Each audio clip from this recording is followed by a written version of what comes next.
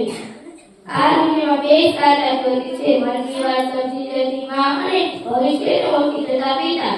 ભગવાન તરફથી આપણને મળેલી કીર્તિ ભેટ એટલે માતા પિતા. આપણે માતા પિતાનું સન્માન કરવું જોઈએ. માતા પિતાની કોઈ કીર્તિ આપી શકાય નહીં. માતા પિતા વગર આ જીવનનો કોઈ અર્થ હોતો નથી. ભગવાન પછી માતા પિતાને બીજું સ્થાન આપવામાં આવે છે. માતા પિતા વગર આપણા જીવનની કલ્પના પણ ન કરી શકાય.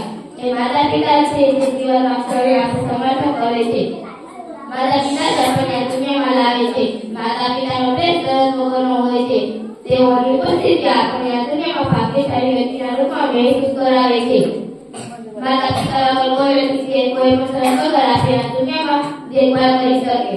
દરેક સંબંધમાં જૂઠ અને બેમાન જોવા મળશે, પણ માતા પિતાનો સંબંધ નિસ્વાર્થ હોય છે.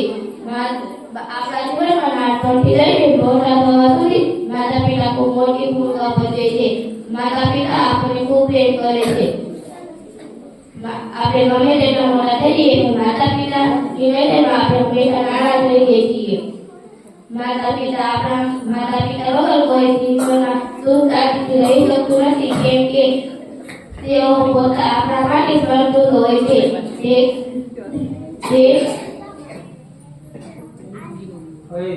મહેનત કરે છે. આ જગતમાં માર જેવો ઉત્તમ ઘોડો કોઈ નથી. આ જગતમાં માર જેવો ઉત્તમ ઘોડો કોઈ નથી, અને પિતા જેવો ઉત્તમ ખભો કોઈ નથી, અને પિતા જેવો ઉત્તમ ખભો કોઈ નથી. હું એક કાવ્ય પંક્તિ કહીને મારું વક્તવ્ય પૂર્ણ કરવા માંગુ છું. ભૂલો ભલે બીજું બધું, પણ મા બાપને ભૂલશો નહીં. અગણિત છે, ઓંકાર છે, એના એ બધી વિશ્વાસો નહીં.